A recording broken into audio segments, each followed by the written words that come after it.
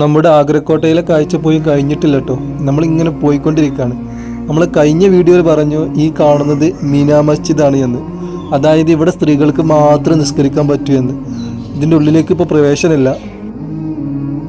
മീനാ ബസാർ എന്ന് പറയുന്നൊരു സ്ഥലമുണ്ട്. അതാണ് നമ്മളിപ്പോൾ ഈ കാണുന്നത് കേട്ടോ. ഇവിടെ സ്ത്രീകൾക്ക് മാത്രമായിട്ടുള്ള ഒരു കച്ചവട സ്ഥലമായിരുന്നു. ഇവിടെ കൊട്ടാരത്തിലുള്ള സ്ത്രീകൾക്കെല്ലാം ഒരുമിച്ചിരുന്ന് തനിക്കിഷ്ടപ്പെട്ട സാധനങ്ങൾ പർച്ചേസ് ചെയ്യാനുള്ള അവസരം ഉണ്ടായിരുന്നു. അതിനായിട്ടൊരു പ്രത്യേക ദിവസം പുറമെ നിന്നുള്ള ആളുകളൊക്കെ ഇങ്ങോട്ട് വരും. പലചരക്ക് സാധനങ്ങൾ മറ്റുള്ള സാധനങ്ങളുമായിട്ടൊക്കെ ഇങ്ങോട്ട് വരും. എന്നിട്ട് ഇവിടെ നിന്ന് രാജാക്കന്മാരുടെ ഭാര്യമാർക്ക് ഇഷ്ടമുള്ള സാധനങ്ങൾ പർച്ചേസ് ചെയ്യാനുള്ള അവസരം ഉണ്ടായിരുന്നു. പിന്നെ ഇവിടെ ഈ ചുമരുമ്പിലൊക്കെ ഒരു വിളക്ക് കാണാം, ഒരു കുളത്ത് കാണാൻ നിങ്ങൾക്ക്. അവിടെ വിളക്കുകൾ കത്തിച്ച് വെക്കാറുണ്ട് എന്നാണ് പറയപ്പെടുന്നത്. പക്ഷേ ഇവിടെ മറ്റൊരു ചരിത്രമുണ്ട് കേട്ടോ. മീനാ ബസാർ എന്നല്ല പേര്, മച്ചി ഭവൻ എന്നാണ് പേര് എന്ന് പറയപ്പെടുന്നുണ്ട്. നല്ല വിലപിടിപ്പുള്ള മത്സ്യങ്ങളും മറ്റുമെല്ലാം കൊണ്ടുവരാറുണ്ട്.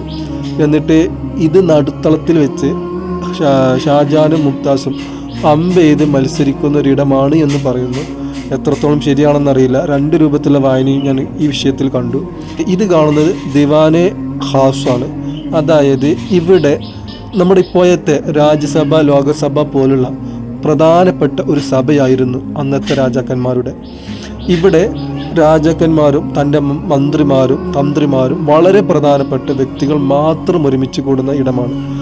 അതിൽ തന്നെ വളരെ സുപ്രധാനമായ സ്ഥാനമുള്ള ആളുകൾ രാജാക്കന്മാരുമായി ഉള്ളിൽ പ്രത്യേക ഹാളിലാണ് കൂടിക്കാഴ്ച നടത്തിയിരുന്നത്. അതേസമയത്ത് അത്രമാത്രം പ്രാധാന്യമില്ല, എന്നാലും വളരെ പ്രധാനപ്പെട്ട ആളുകളാണ്. അവർ രാജാക്കന്മാരുമായി കൂടിക്കാഴ്ച നടത്തിയിരുന്നത് പുറംഭാഗത്താണ് എന്നും പറയപ്പെടുന്നു. ദിവാനെ ഖാസിൻ്റെ മുൻഭാഗത്തായിട്ട് 2 സിംഹാസനങ്ങളുണ്ട്. അതിലൊരു കറുത്ത സിംഹാസനം നിങ്ങൾ കണ്ടിട്ടുണ്ടാവും. അതായത് കറുത്ത കല്ല്.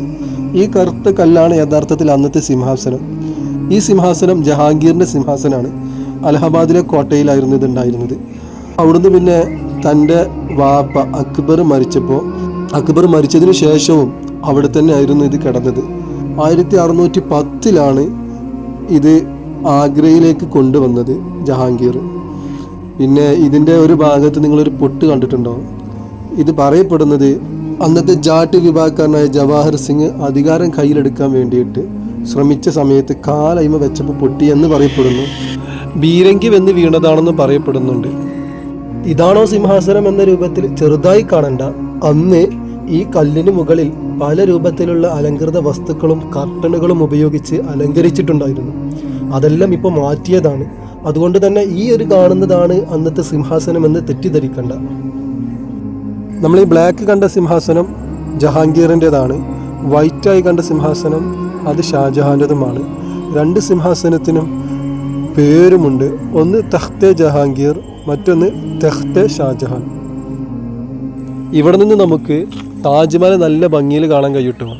അതായത് ദിവാനെ ഖാസിൻ്റെ നേരെ മുൻഭാഗത്തുള്ള ആ ഒഴിഞ്ഞ ഭാഗത്ത് നേരെ പുറത്തേക്ക് യമുന നദിയിലേക്ക് നോക്കുമ്പോൾ അതിന് തൊട്ടടുത്തായിട്ട് താജ്മഹൽ നല്ല ഭംഗിയിൽ കാണാൻ കഴിയും.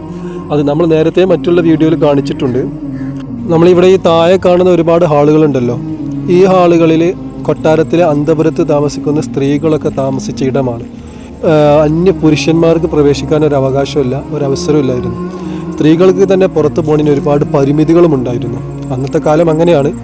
ഇതിൻ്റെ ഉള്ളിൽ തന്നെ കച്ചവടവുമായി ബന്ധപ്പെട്ട കണക്കുകളും മറ്റുമെല്ലാം ക്ലിയർ ആക്കാൻ വേണ്ടിയിട്ട് അത് നോക്കി നടത്തുന്ന ആളുകളും ഇവിടെ തന്നെ താമസിച്ചിരുന്നു എന്ന് പറയുന്നുണ്ട്. കൊട്ടാരത്തിലേക്ക് വേണ്ട ധാന്യങ്ങളും മറ്റുള്ള വസ്തുക്കളും എല്ലാം ശേഖരിച്ച് വെക്കുന്നതും ഇത്തരം അറകളിലാണ്. അതും ഈ ഒരു ഭാഗത്ത് തന്നെയാണെന്നും പറയുന്നുണ്ട്. ഇതിൻ്റെ ഉള്ളിൽ പ്രത്യേക AC സൗകര്യം ഉണ്ടായിരുന്നു എന്നാണ് പറയുന്നത് കേട്ടോ. അന്നത്തെ ചൂട് കാലത്ത് അതിനെ പ്രതിരോധിക്കാനുള്ള സൗകര്യമൊക്കെ ഉണ്ടായിരുന്നു എന്ന് പറയുന്നുണ്ട്. മാത്രമല്ല ഇപ്പോൾ ഈ യമുന നദിയോട് ചേർന്ന് നിൽക്കുന്ന സ്ഥലമായതുകൊണ്ട് തന്നെ കാറ്റൊക്കെ ഇടയ്ക്ക് നല്ല രീതിയിൽ വീശുമ്പോൾ നല്ല തണുപ്പ് അനുഭവപ്പെടുന്നുണ്ട്. കൊട്ടാരത്തിലെ വെള്ളം ശേഖരിക്കുന്നതിന് പ്രത്യേക തരം 3 തട്ടിലായിട്ട് അറകളുണ്ടായിരുന്നു എന്ന് പറയുന്നുണ്ട്. എങ്കിൽ ഏതൊക്കെ രൂപത്തിലാണെന്ന് നമുക്ക് കൃത്യമായിട്ട് അറിയില്ല. മകൻ്റെ അടുത്തേക്കും മക്കളുടെ അടുത്തേക്കും കൊട്ടാരത്തിൻ്റെ അടിയിലൂടെ പ്രത്യേക സഞ്ചാര പാതയും ഉണ്ടായിരുന്നു എന്ന് പറയുന്നുണ്ട്. മഴ പെയ്തതിനിടയിൽ വല്ലാത്ത കാഴ്ചയായി, വല്ലാത്ത രസമായി. ഇപ്പോൾ ആകാശം ഒന്നും കാണാൻ കഴിയില്ല. ഇവിടെയാണ് താജ്മഹൽ ഉള്ളത്. താജ്മഹൽ പോലും മൂടപ്പെട്ടു. നമ്മൾ നേരത്തെ ഇത് 2 നമ്മൾ പറഞ്ഞ രാജാക്കന്മാർ ഇരിക്കുന്ന സ്ഥലമാണ്. അതിനിടയിലാണ് താജ്മഹൽ ഉള്ളത്. താജ്മഹൽ ചെറിയൊരു കാഴ്ച കാണാം, പക്ഷെ അതൊക്കെ മൂടപ്പെട്ടു. ഒരൊറ്റ മഴയിൽ നല്ല കാഴ്ച കേട്ടോ.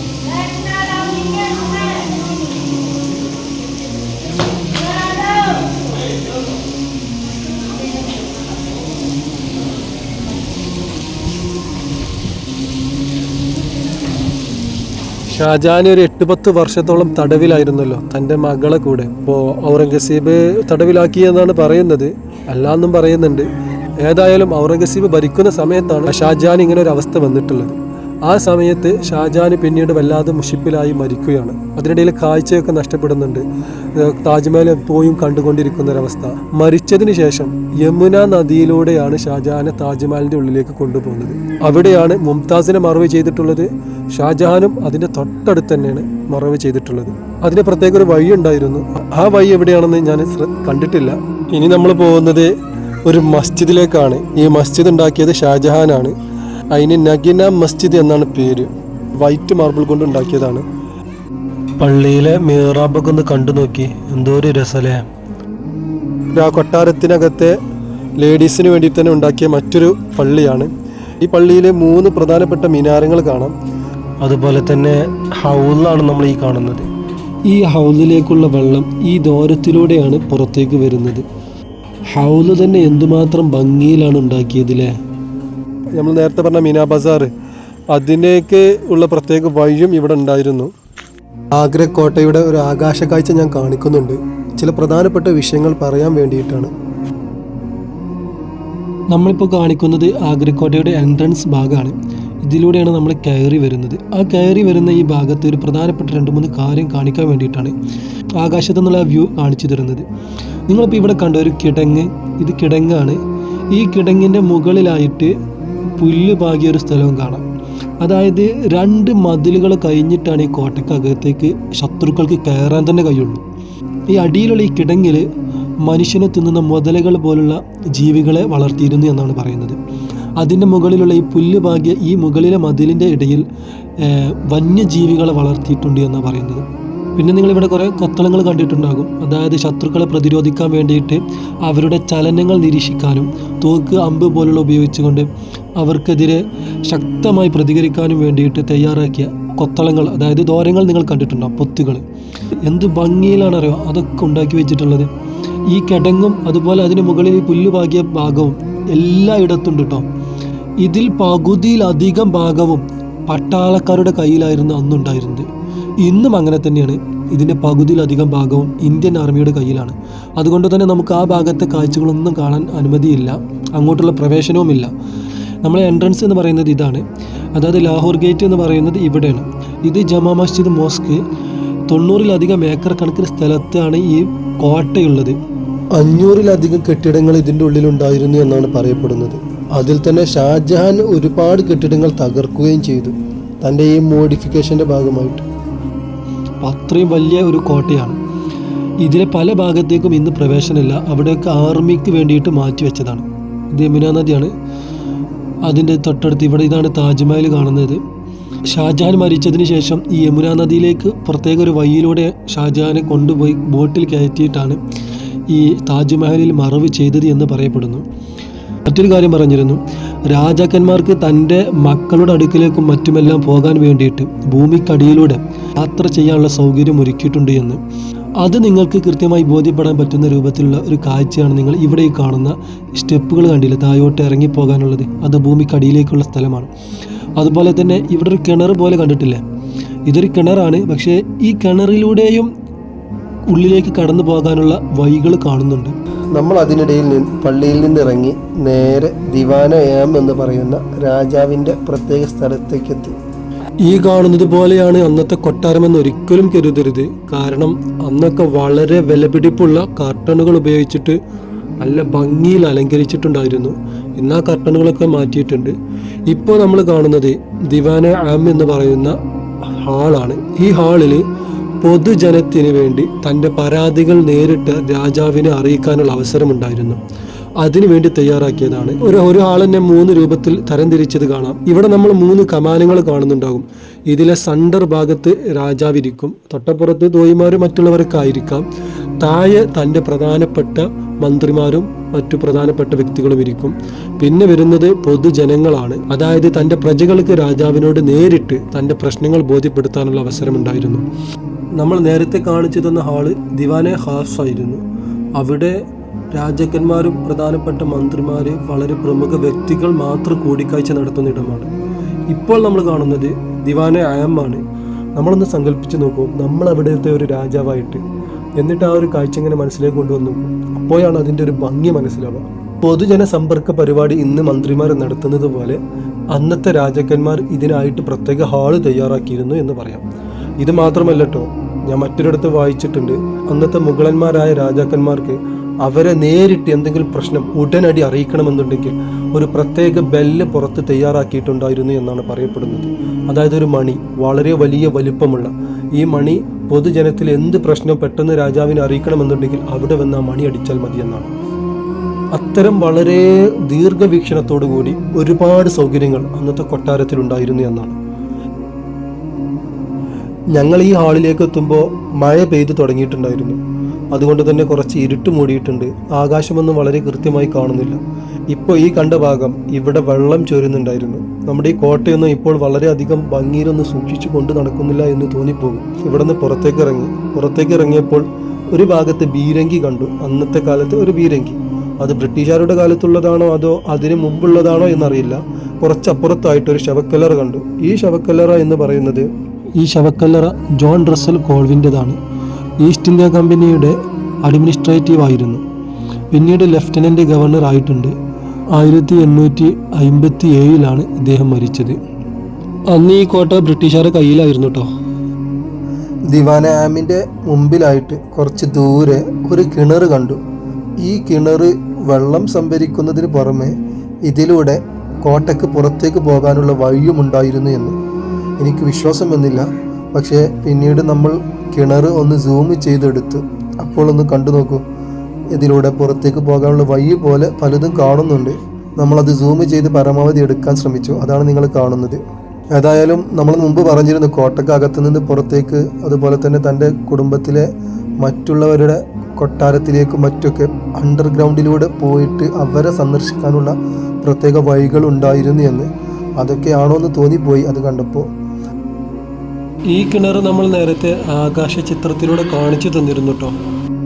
മഴ പെയ്യുന്നത് കൊണ്ട് ഞങ്ങൾ കോട്ടയിൽ നിന്ന് കുറച്ചു നേരം വെയിറ്റ് ചെയ്തു പുറത്തേക്ക് ഇറങ്ങാൻ. അതിന് മുമ്പായിട്ട് മറ്റൊരു സ്ഥലം കൂടി നിങ്ങളോട് പറയാനുണ്ട്. ഈ കാണുന്നത് മസ്ജിദാണ്. ഈ പള്ളി ഉണ്ടാക്കിയത് ഷാജഹാനാണ്. 1653 ഉണ്ടാക്കിയതാണ്. ഈ പള്ളി അന്ന് ഉണ്ടാക്കിയിട്ട് ഷാജഹാൻ പിന്നീട് കുറച്ച് കാലം കഴിഞ്ഞിട്ടാണ് പള്ളി കാണാൻ വരുന്നത്. അന്ന് പള്ളി കണ്ടിട്ട് ഷാജഹാൻ വല്ലാതെ അത്ഭുതപ്പെട്ടു എന്നുള്ളതാണ്. അത്രത്തോളം ഷാജഹാനെ അത്ഭുതപ്പെടുത്തിയൊരു പള്ളിയാണ് ഈ മോത്തി മസ്ജിദ് എന്നുള്ളത്. അതായത് മുത്തിൻ്റെ പള്ളി എന്ന് പറയാം. വൈറ്റ് മാർബിൾ കൊണ്ട് ഉണ്ടാക്കിയതാണിത്. ഈ മാർബിളിൻ്റെ ഒരു പ്രത്യേകത ഉണ്ട്. നമ്മൾ ഈ മാർബിളിൽ ചവിട്ടിയാൽ, നമുക്ക് സാധാരണ മാർബിളിൽ ചവിട്ടിയാൽ വെയിലുണ്ടെങ്കിൽ അതിൻ്റെ ചൂട് നമ്മുടെ കാലിന് നന്നായിട്ട് ഫീൽ ചെയ്യും. പക്ഷേ ഈ മാർബിളിൽ അങ്ങനത്തെ ചൂടൊന്നും കിട്ടില്ല. ചൂടിനെ പ്രതിരോധിക്കാൻ കഴിവുള്ള പ്രത്യേക തരം മാർബിളാണിത്. ഞാൻ ആ മാർബിളിൽ ചവിട്ടിയപ്പോൾ നമുക്കത് പ്രത്യേകം ഫീൽ ചെയ്തിട്ടുണ്ട്. മക്കത്തും മദീനത്തൊക്കെ ഇതേപോലുള്ള മാർബിളുകൾ കണ്ടിട്ടുണ്ട്.